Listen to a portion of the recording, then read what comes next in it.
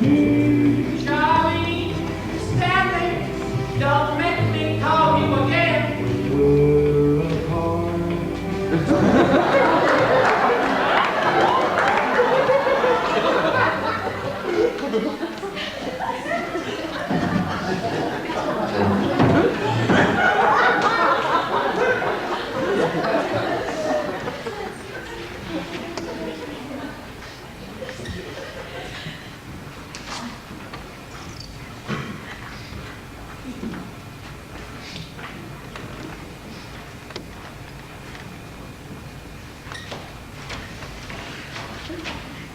Jody, honey, get in here and finish your breakfast. Jody, honey, you want some more oatmeal? No, Mom. Well, honey, how about some of them biscuits and gravy? You hardly even touched them. I already had some, Mom. Well, baby, I could find you some more bacon. Mom, I don't want nothing. Is there something wrong with them hash browns? No, Mom. Then have some more.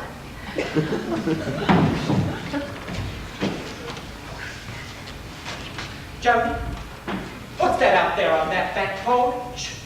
Oh, no, no, Jody, you didn't. Uh-huh. I will not have another puppy. He followed me home, Mama. From where? From Petey Fisk. That Petey Fisk has given you another dog.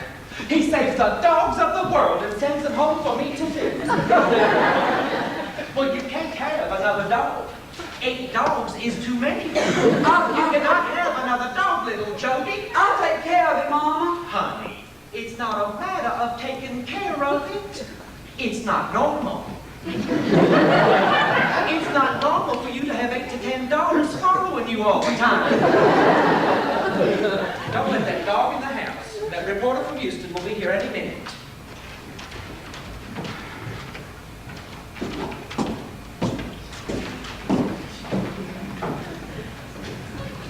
I said don't let that... Now, isn't that the cutest little... Get down! Quick! Stop it! He's done it to me again. He has done it to me again. Well, come on, you. Yes, you. Come on. Get outside with the rest of them. I gotta get set for an interview. Get away from that door. All of us, get back. Come on, you sweet little boy. They all leave her alone. Bless her heart.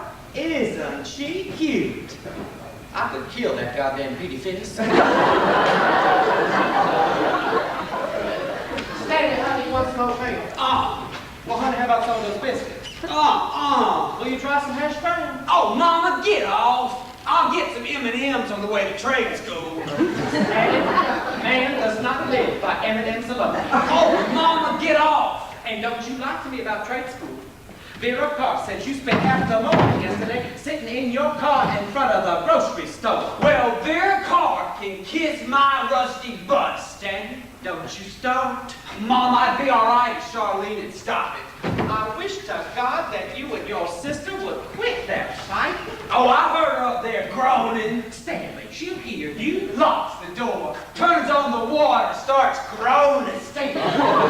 Mom, every time the groaning starts, I know she's trying to squeeze into another pair of my blue jeans. Now, Stanley, you may be big yourself someday.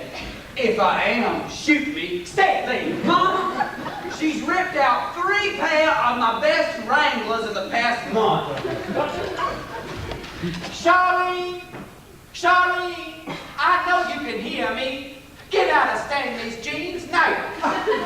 Yeah, her hips are so big, she has to lay down on the bed and groan into them. Stanley, will you stop it?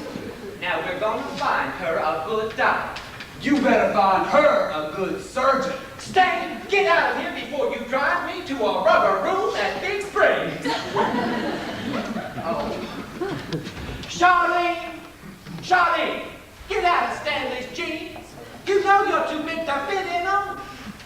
It just breaks my heart to hurt that baby's feelings. Yeah, I should know that you take her side. Don't let those dogs in the house. Get out of here! Stop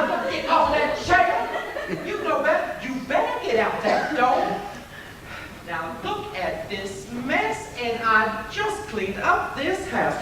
Oh my God. Bingo! What is that? Get out here. Now wait. Come back here and take that with you. Oh, go on, get out. You dogs are gonna be the death of me. Charlene! Charlene, honey, will you hurry up? I know you're working on your poem for the radio show, but sweetheart, your breakfast is getting cold. Mommy, get this dog out of my room. Which one? Wolfie! Wolfie, come on down here. Get on down here. Come on, Wolfie. Now listen, you. I told you about coming through that door. The next time you come in this house, I know a German Shepherd that's going to be looking for a new home. And you're the next. Charlene, honey, you want some of me? No. Well, honey, how about some of those biscuits? Will you try some hash browns? No, thank you. Well, here, honey, at least have a cup of coffee.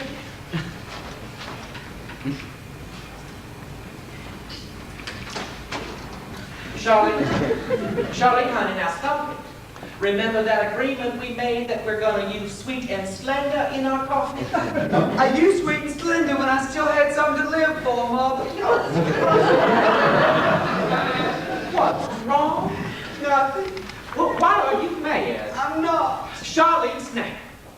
Now, honey, everybody can't be cheerleader. Oh, Mother. Well, honey, there are other things to live for. Name one. Well, I can't think of any right now. But I do, I'll write them down and give them to you. But I can tell you one thing. If that vicious little Connie Carr calls me two bits one more time, she better send out for baby. She is just like her mother. You kill her with kindness. I'll kill her with something. You do one to others.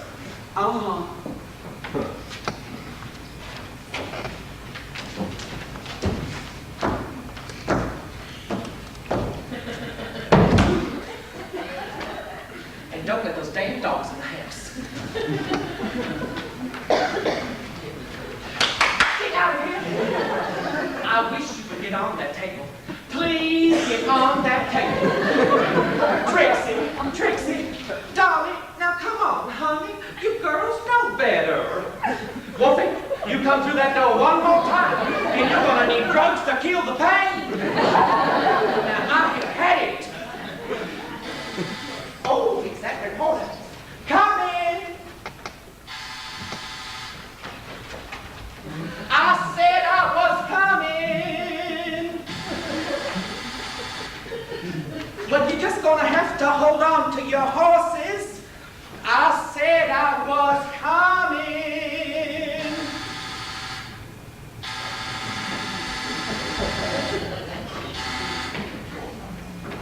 Yes. Mrs. Viewmiller? Yes. My name is Chad Hartford. Oh, Mr. Hartford, come in.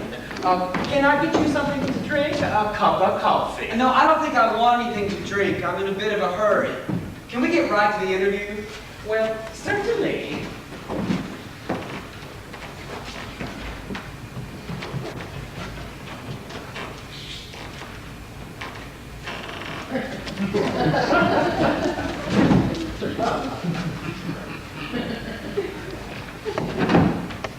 Now, you are chairing the censorship of the textbook committee, am I correct? Oh, no.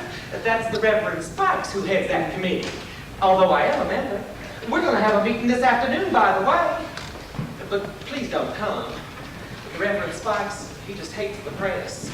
I think it's because of all them old folks' homes he owns and all them terrible things they said about him in the papers. Well, I better shut up. Anyway, I head the subcommittee that wants to snatch the books off the shelves of the local high school library. Now, some of those books are absolutely disgusting. Our children have no business reading them, and somebody has got to protect the minds of the children. Before we get to the books, Mrs. Viewmiller, can you tell me what in your background do you feel qualifies you to censor library books? Well, I can briefly list my activities if you'd like. Please. Well, I am currently president of the Ladies for a Better Tuna. I am den mother for Den 225. I'm the only high C soprano in the First Baptist Choir. And I'm currently recorder for the Javelina Club. That's a woman's auxiliary of the Wild Hogs.